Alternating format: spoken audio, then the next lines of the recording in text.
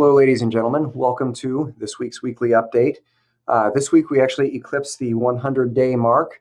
I know that partially because we've been keeping track of the days through these parent updates, but also because I got to do things like purchase 100 tiny dinosaurs for one of my sons. So I believe it's Thursday is actually day 100, which will put us at just 68 days left, which is actually kind of mind-boggling, particularly for seniors. Speaking of which, right now the last day of school is still May 18th, pardon me.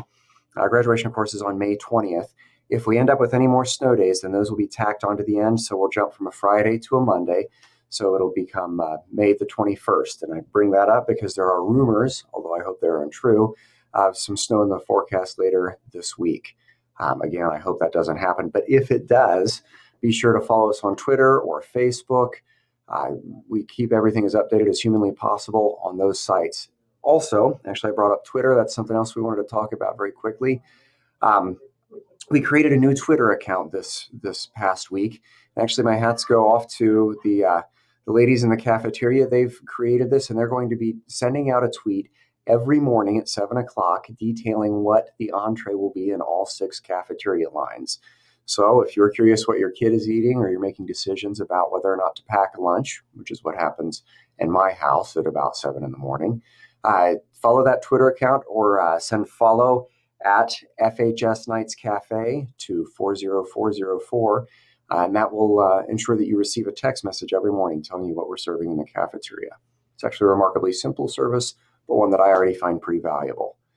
Don't forget, we also created a new journalism website through FoosFoo. I'm going to include the link on that this week in this in the hard copy here.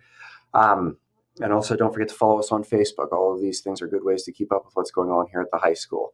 Last week, I told you we had about 320 or so freshmen come through as part of our freshman orientation. It's the first step in a long series of steps to begin enrolling kids and selecting classes for next year.